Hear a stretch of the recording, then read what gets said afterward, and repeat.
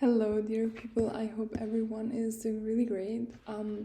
Today I had a wonderful lecture on mindfulness. I don't know, I found a lot of correlations to ED recovery and eating disorder in general.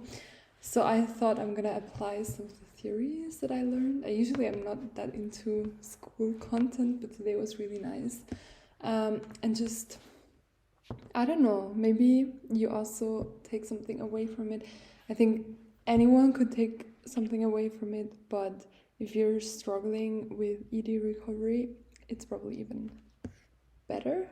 So, yeah, let's start. Quick introduction to mindfulness. It is basically awareness of experience. If I look upwards, I'm like looking at my screen. It's the awareness of experiences in the present moment, as well as having an attitude of acceptance, curiosity, and openness. And I think for us, or for anyone who is in ED recovery, the acceptance part is just so important, and I'm gonna go into it now. So, mindfulness is the art of truly being in the here and now, and yeah, not think about anything else, but really be present. Now, it is just in my opinion, like in what I'm talking about now, it is a technique for you to just go through all of the struggles in ED better. So it's not that I want to sell you anything, it's just something that I also use a lot. Like I use some meditations during my ED recovery, a lot of manifestation kind of, which is a very different thing, I know. But I think the whole meditation thing is very, very important, as well as the thing I'm going to tell you now. So, during ED recovery, you have a lot of suffering. And I was very surprised when she started talking about suffering and what she said. So, I have to find it real quick. Now, according to this lecture that I just had, suffering is if you have pain and resistance. And the more resistance you have, the more intense your suffering gets, and the longer it's just, the more you resist to your pain, the more you suffer. Okay, now I found that very, very true.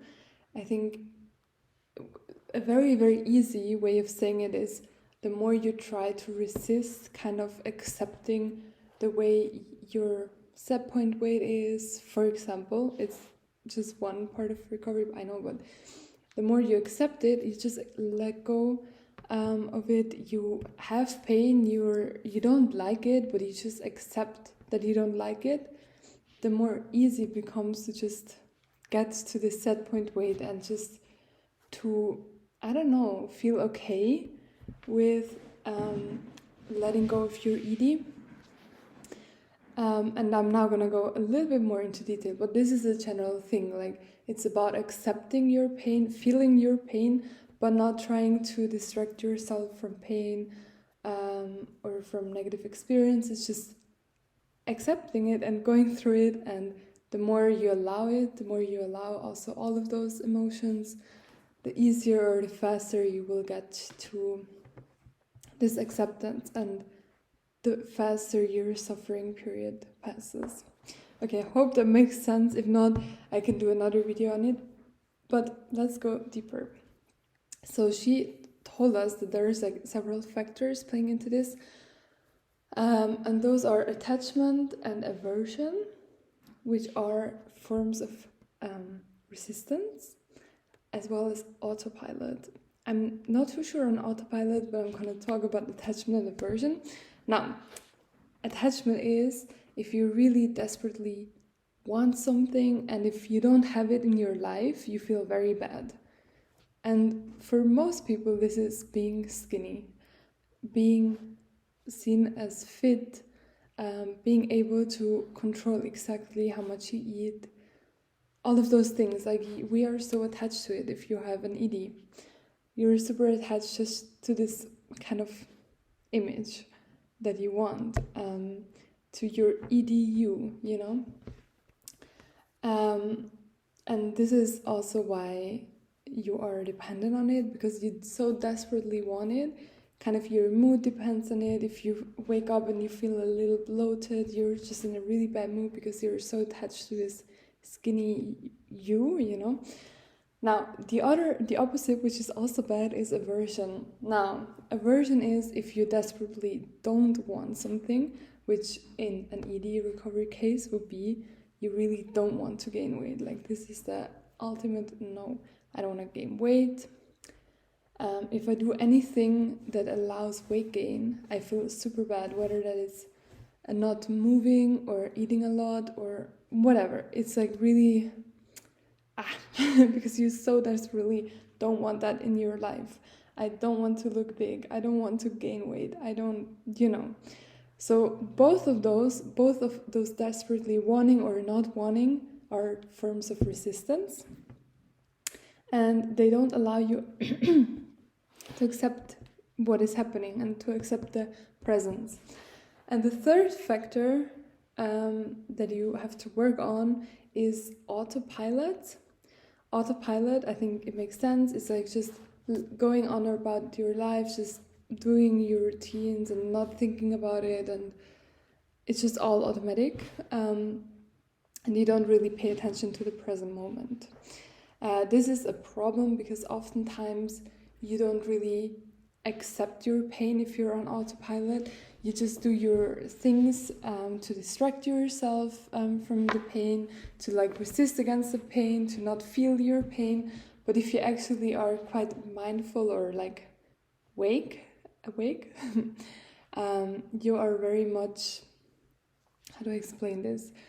You, for example, if you have a whole evening to yourself and you don't really do anything, probably you will get sad. Or you start thinking about something that maybe makes you angry or even very happy. I don't know. It's just, if you are not distracted, you allow your emotions to come up. And when you allow your emotions, you can also just feel this pain or whatever emotion it is and accept it. Whereas if you're always on autopilot, you can always do your distractions, blah, blah, blah. You go, like, for example, my usual day, I'm really not good at this. So my usual day is I wake up, I go to the toilet, I am on my phone, like I'm watching videos while I'm on the toilet. Then I go to the bus station, blah, blah, blah. I listen to music all the time. On the train, I'm like answering to WhatsApp messages.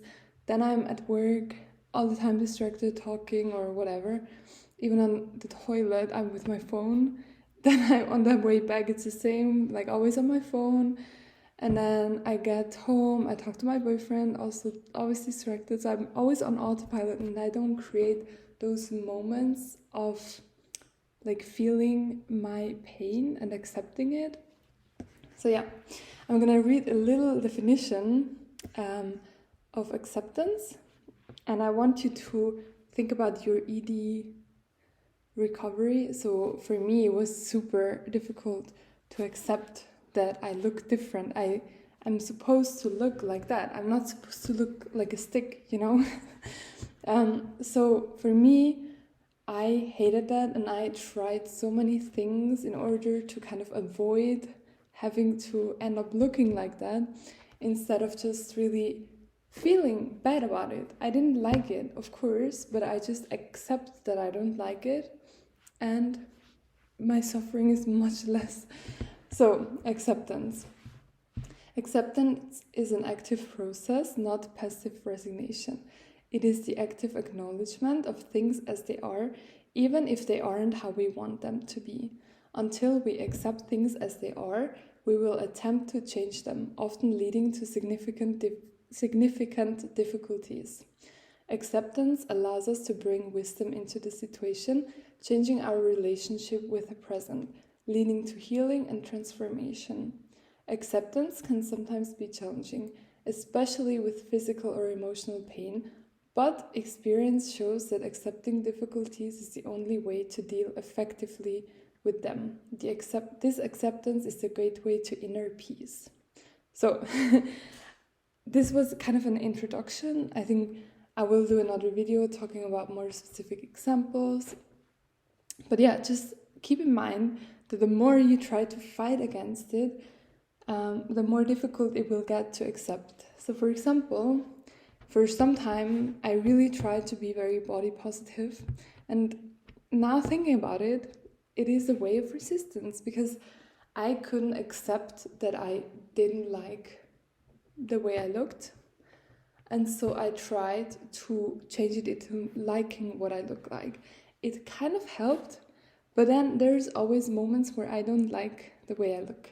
And so in those moments, I feel so bad and I try to resist it so bad that I just, for example, my mood throughout the day is bad because I don't know, I don't like the feeling and I am very disappointed with myself that I actually don't like it instead of me wanting to be body positive. So instead, what you should be is accept that you don't love your body for what it looks like and be okay if you don't like it. It's part of who you are.